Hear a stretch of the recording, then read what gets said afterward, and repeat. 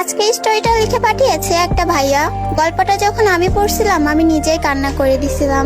আসলে ছেলেদের ভালোবাসা যে কতটা সুন্দর সেটা এই গল্পটা থেকে বোঝা যায়। তো কথা না বাড়াই শুরু করি আজকের গল্প।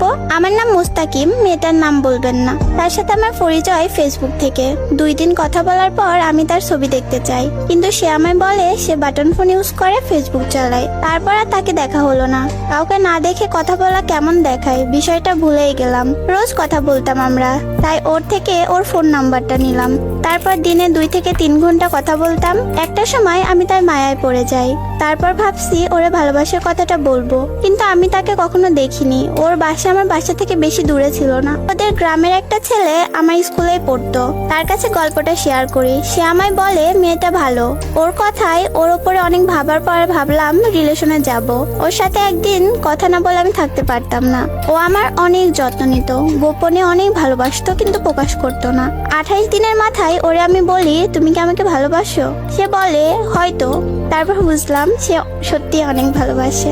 আমিও ওকে অনেক ভালোবাসতাম। তারপরে আমি ওরে আমার ভালোবাসার কথা বলি, কিন্তু ও আমার সাথে রিলেশন করতে চায় না। তারপর একটা সময় রিলেশনে গেলাম।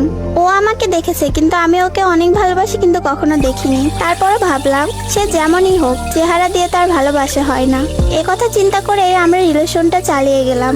ও অনেক ভয় পেত, সবসময় বলতো তুমি আমাকে কখনো ছেড়ে যাবা না তো? আমি তাকে বলি কখনো ছেড়ে যাব না, তোমার